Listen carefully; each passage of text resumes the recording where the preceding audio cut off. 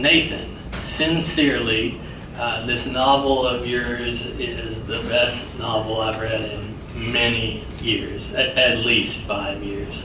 So congratulations. First of all, no, later, after Anime Jeopardy. No, it's congratulations on its publication, but also for having written it in the first place. You all, this is an exceptional work. Now, I need to direct your attention. Oh, the blinds are closed, but they know what's out there. But yeah, there we go. Thank you. This place is state of the art. Oh, how perfect is this? The train is going across. I want to direct your attention to this bridge over here. And if you've already read Nathan's novel, you know this bridge figures prominently into the novel. And there it is, Nathan. There it is. And so, and I'm how does this feel right now? I would think this whole scene, this is your first published novel with that in the background. It must be surreal. Well, I don't know if it's so surreal for the bridge to be there. It's been there my whole life, right? Like I knew it was going to be here when we showed up today, but I do think, maybe we'll get into this in a little bit, but Henderson is important, right? Henderson is important to me, very, very much. So there's a lot that I think about when I think about the bridge, right? And I guess maybe the thing I might say about the bridge, how many of y'all, just real quick, how many of you have read any of the book? You've read some of the book, okay. So if you haven't, from page 1, the bridge sort of factors into it. And this is really important to say too. This book is not set in Henderson, it's set in a fictional town called Gray Station, right? But it doesn't take much, sleuthing to figure out that a lot of this stuff is inspired very much by Henderson. So from the very beginning, we have this sort of opening image, right, of a woman who's falling from a bridge very similar to that. And so that sets the whole story in motion. And so the bridge is important to the story, but of course it's important to sort of me and my memories of Henderson as well. So. And just to show you how prominently this bridge figures into the novel, I believe the very first page contains a reference to a photograph of the bridge. Sure. And something very unusual that's happening along with that bridge. Yeah. And would you mind, just kind of as an appetizer for our audience, would you mind reading that first page? I would love to, as an appetizer, as it were. So, just real quick, this is so during events like this, you don't want to read a lot that puts people to sleep. This is less than a page, right? If you have a copy of the book already, you can look at it. It's literally on page 1. This is, if I were submitting this novel for like publication, some people might call this a prologue, but here's a little insider information for you. Editors do not like prologues. It's like a dirty word in the industry, so this is not a prologue, it is an image. We'll just go with that. And it is called The Photograph, and this is how the novel starts. All cameras capture the dead. The shutter opens, consumes the light, creates the image. An illusion, the ghost of some former self, what was but can never again be. The same person is never photographed twice. That's where we start with a photograph. The end of one life, the beginning of another. The date printed on the back is July 4th, 1964. See the glossy surface of the front, the train bridge stretched across the Ohio River. Notice the brilliant bursts of fireworks against the fallen dusk, curtains of light threatening to drape the truss of the bridge. Now look to the bottom right corner. See the tiny figure of a woman suspended in air, captured in the liminal space between life and death, falling to the black waters below. If you squint, you may even see what she holds in her arms, crushed against her chest with the shattering force of a mother's love. a swaddled baby. My name is Julia White. This is not my story.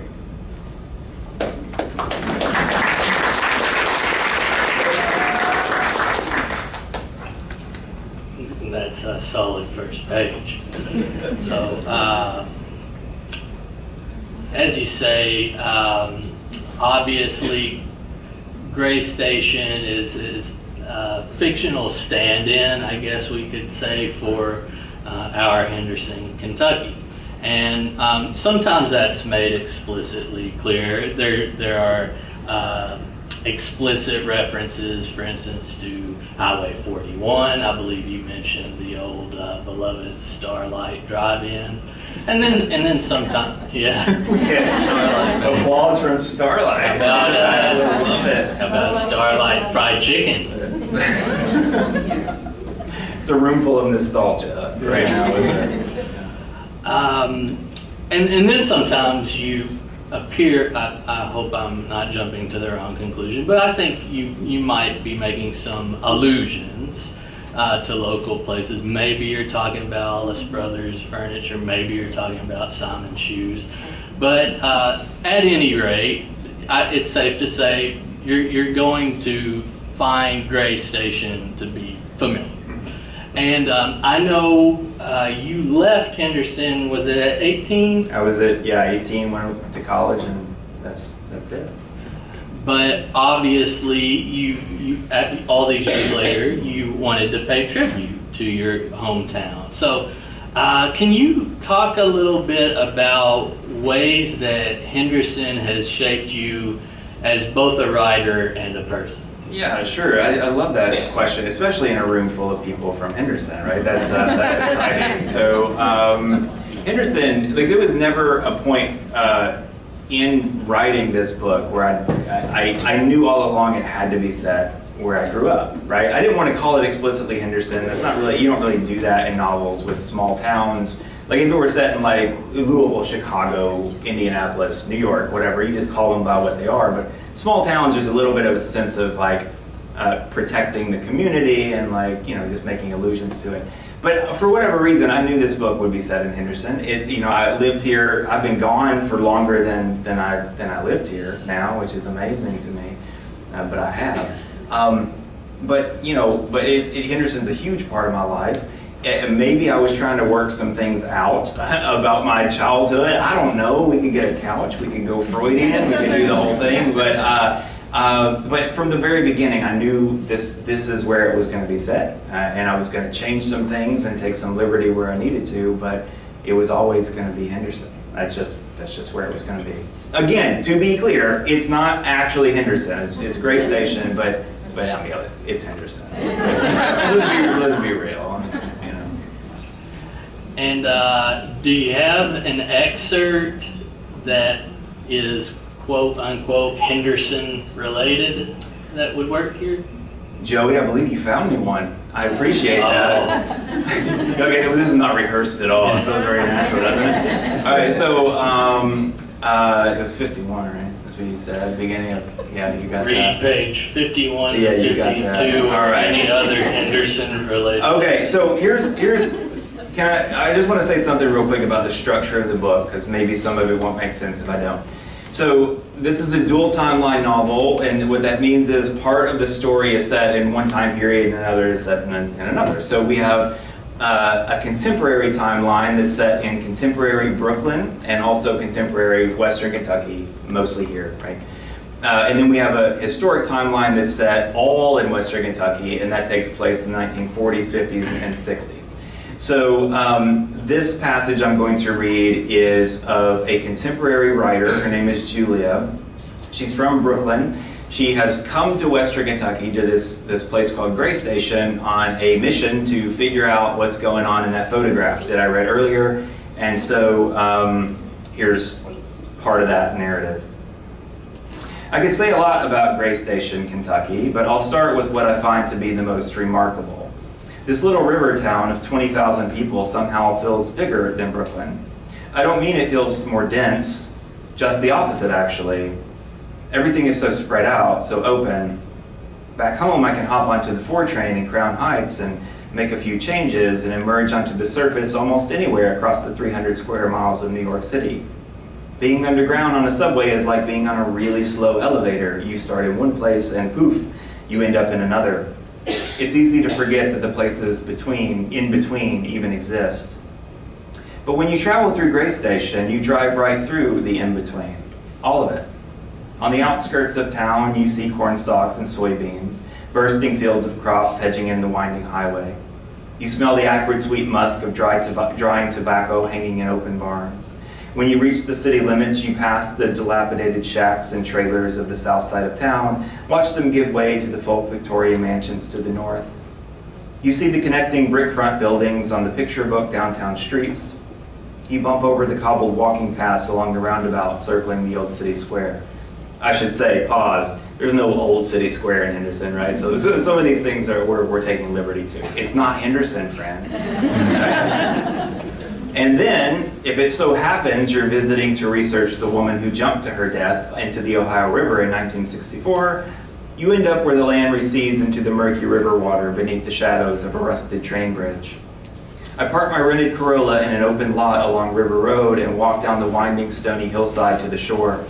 I let the frigid October water lap against my shoes as I regard the bridge, lifting my phone from my purse so I can compare the real world to Astor's photograph. After I scroll through the camera roll and click on the picture, I'm surprised by two things. Number one, the bridge is longer than I thought it would be, joining Kentucky and Indiana across a wide expanse of the Ohio River. Astor's picture is framed by trusses of the bridge, so the entire photograph is all water and metal and sky. In real life, the world feels wide open here at the river's edge, my line of sight stretching in panorama for miles in every direction. More importantly, the bridge is also shorter than I thought it would be. I try to imagine a 10-story building sliding between the bridge deck and the water below, 120 feet in my mind, and I think it just might fit. And then I'm struck by this. What if she survived? Surely not the baby, but this woman. Could it be? I study the photograph, see her body angling away from the camera. It's hard to tell just how vertical she is. The bottom of her skirt lifts into the air, her legs just beginning to flail behind her. But could she have time to correct herself, to pencil dive into the water feet first? It suddenly occurs to me that Astor never said the woman died. Sure, he never said she lived, but is it possible? And I'll stop there.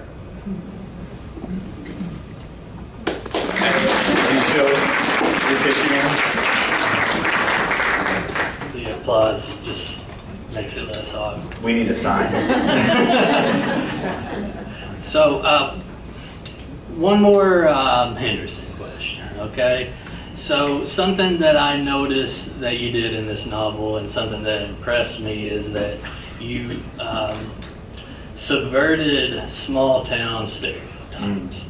Okay, so for instance, the narrator is Julia from New York, whom you mentioned. And the first person that Julia encounters in Kentucky isn't a hillbilly. It's actually, if I'm remembering correctly, kind of this countercultural, smart-alecky teenage girl that Julia affectionately refers to as Quinn. So right off the bat, I was surprised by that, and you continue to do it throughout the novel. There's another great scene where Julia encounters an elderly man and tries to endear herself to him by talking about her love of American-made vehicles, only for the old man to say, "Well, I drive a Toyota Prius." It's a great moment. Can you tell us of any real-life Hendersonians who have defied small-town Kentucky stereotypes? Oh man, I forgot that was on your list. Real-life Hendersonians. I mean, Joey Goebel, right? I mean, for sure, right? I think here's the thing. I don't think when we think of like, I don't know if you feel this way. I do. Being from Western Kentucky, and now I live in Central Kentucky, little town. When I talk, I'll give you a point-in-case example. When I talk to like my editor or my agent and these people in New York, they think of Kentucky as exactly what you would think that they think of Kentucky to be, right? There's a circle around Kentucky, and it's those people. It's Kentucky, right? In fact, the first image, like this cover, eventually I think we got it right. I think it's gorgeous. I love the cover. The first few covers they sent me were not gorgeous. They weren't great. In fact, some of them were like, it was like mountains going on them, and I was like, mountains are cool, but you guys know there are no mountains in Western Kentucky, right? That's not a thing that happens here. And the response I got back from my editor was, well, it's Kentucky, right? Like, that's Kentucky. Like, they were like, nobody will know, it's fine. I was like, oh, I bet they will. When I sat in a room in Henderson and I explained to them why there are mountains on the cover, they're gonna see why. But what was really important is that for people that read this book, to see contemporary Kentuckians as like three-dimensional, real-life people that live in a real world, that like, not only do we wear shoes, but also like there's all kinds of flavors of people, right? And then we're a people made up of lots of different tastes and styles and histories, and all those things are important. Not only in the full expanse of Kentucky, but also in one place. Right, like this, and I appreciate you saying that there were no. Well, you didn't say this. There are no hillbillies in the book, because I don't think that's a person. Anyway. You mentioned the cover. Can you introduce me to that girl? If I find out who she is, she'll be right on the list there. Probably AI generated, pretty redhead they typed in. As for what's underneath that cover, what I like the most about this book, well, you seem to have found a way to have it both ways. And what I mean by that, on one hand, y'all, this is a true page turner, okay? You avid book readers, you'll get a kick out of this. Something happened for me with this novel, something that hasn't happened for years.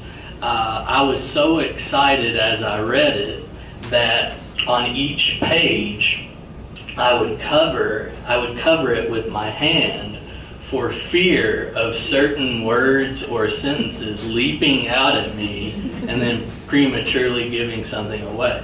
So again, on one hand, it's a true page turner.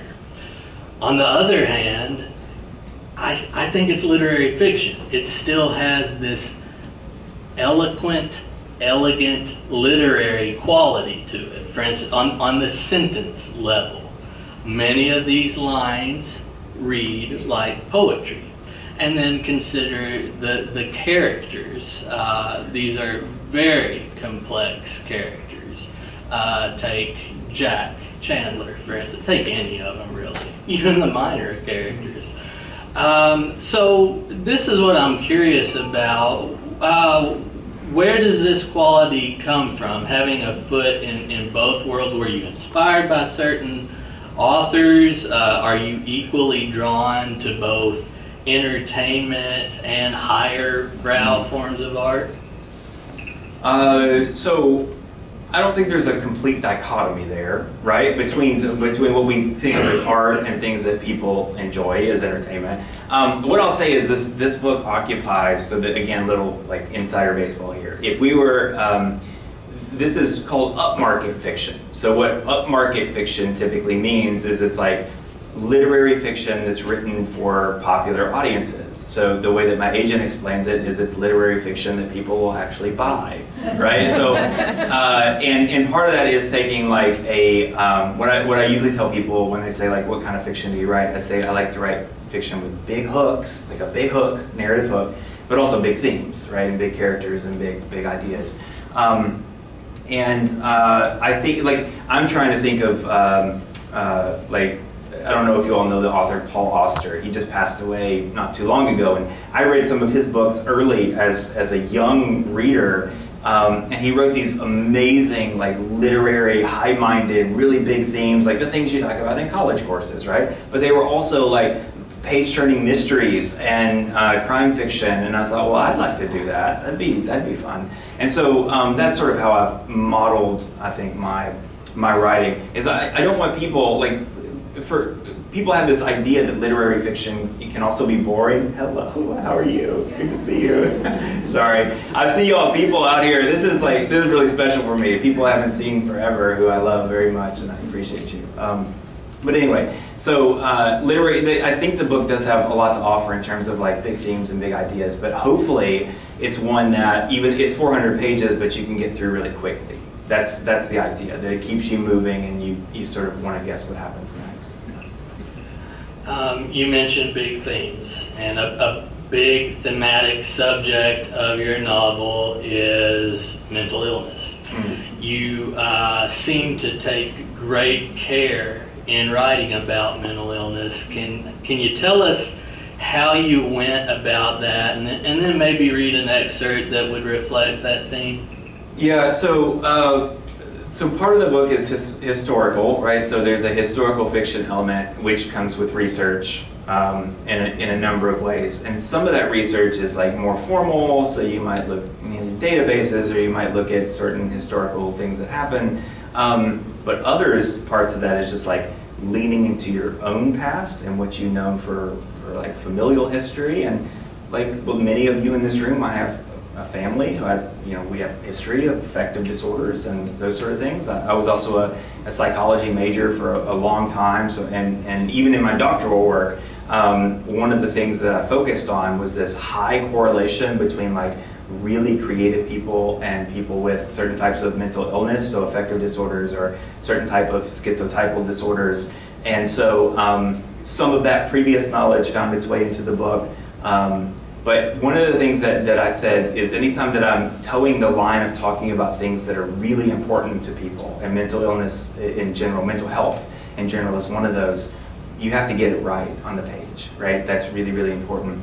I will read a short excerpt, and hopefully this won't go on too long. This is early in the book. There's a character named Edith, and Edith is a character who suffers from an affective disorder and a schizotypal disorder, and the world at the time when she was living just didn't know what to do with her. They didn't know how to figure her out or what to do with her. So she was treated in a way that many people would have been at this time. So here's a chapter where we're introduced to Edith.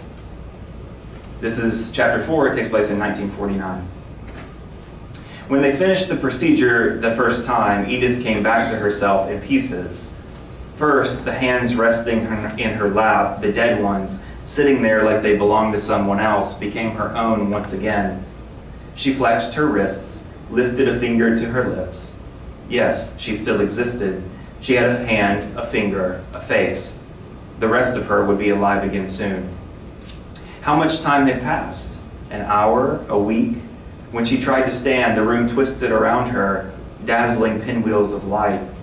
She collapsed back onto the stiff bed behind her. "Whoa there," said someone, a voice from somebody somewhere. Then he was beside the bed, touching her elbow. She had an elbow, an arm. "Easy does it now, Mrs. Fairchild," he said. He was a big man, friendly looking. He had a mustache. He was not Norman. Norman was at home. "What am I?" she started. It wasn't the question she meant to ask, but it was all she could think to say. Later, she swallowed pills from a paper cup. They wouldn't tell her what they were for, but still, she rolled them against her tongue, felt the texture like tiny horehound drops.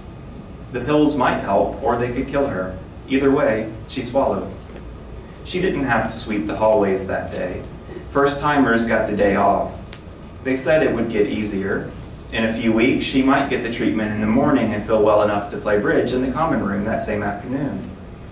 "How are we feeling today?" said one of the nurses, the one with the kind eyes and crooked teeth. "I don't feel," started Edith, but then the words stopped. She was nothing but fragments and sharp edges. The nurse tilted her head, placed a careful hand on Edith's knee. "That's okay, honey," she said. "That will do just fine."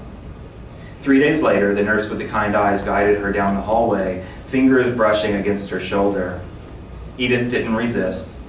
Back in the treatment room, she looked at the stiff bed with indifference. There were 3 men in the room, big men, the one with the mustache. They would hold her down. This was the worst part. "I won't fight it," she said to nobody in particular.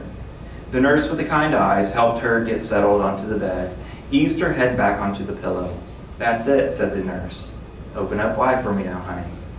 She worked the rubber guard into Edith's mouth. She gagged, but then remembered, breathe through the nose. In, 1, 2, 3, out, 1, 2, 3. The nurse dabbed her temples with the fluid.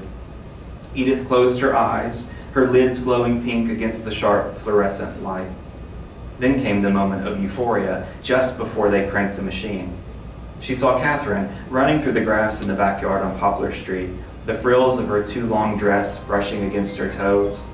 The girl crunched through fallen magnolia leaves, her outstretched arms spinning around her tiny body, cupped palms capturing the honeysuckle air. Norman wasn't there. He didn't need to be. Just the perfect 2-year-old beauty, fierce and alive. Then the electrodes fired against her temples, and her sweet girl disappeared into the black of night.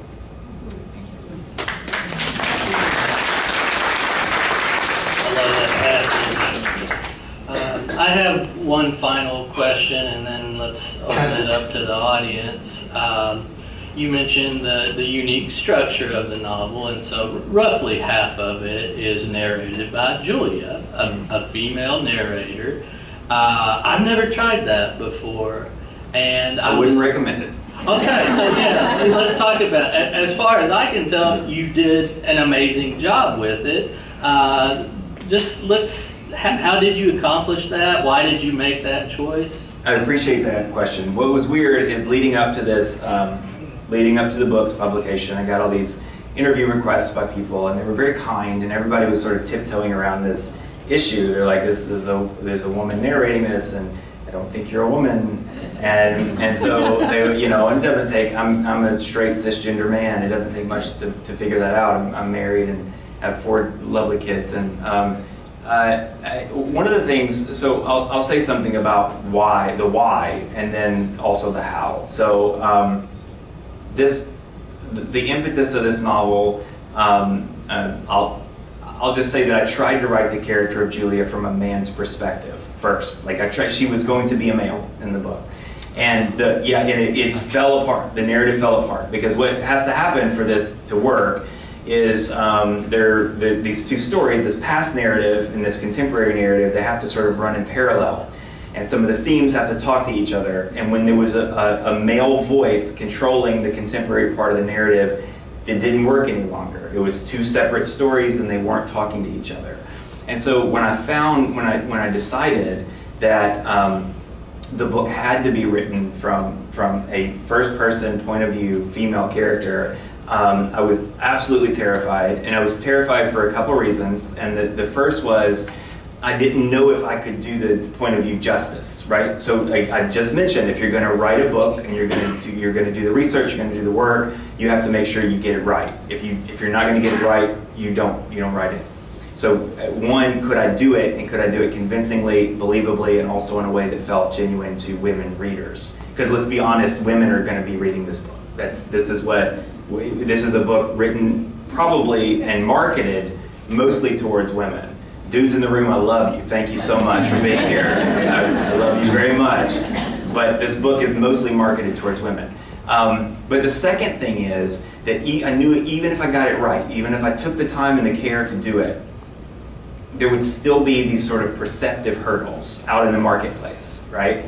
So if I sent this to my agent, would she say, no thank you, right? If I sent it to editors, would they say, no, we're not doing that? And one of the things that I found is, you know, my agent's a woman, my editor is a woman, every publishing professional at my publisher is a woman. I am literally the only man who publishes with my publisher, really? And the only guy there. And so I knew that if I got it right, and as it climbs these stairs, right, and it's going up and up and up, that if I got something wrong, I was going to hear about it, right? And that's good, that's healthy, that's right. The book also, for various reasons, went through sensitivity reading. So there's lots of tough stuff in the book, themes that are difficult to read about and to write about. And so the book went out to sensitivity readers to make sure I was getting things right. And thankfully, those things came back clean and good. But those checks and balances were really, really important for me. And I was happy that they took the time to do that. So I think it came out well, and most readers have been, like from what I understand, most readers have been very responsive, and have gotten a lot of positive feedback on that. So. It came out well, to say the least. And thank you, Nathan.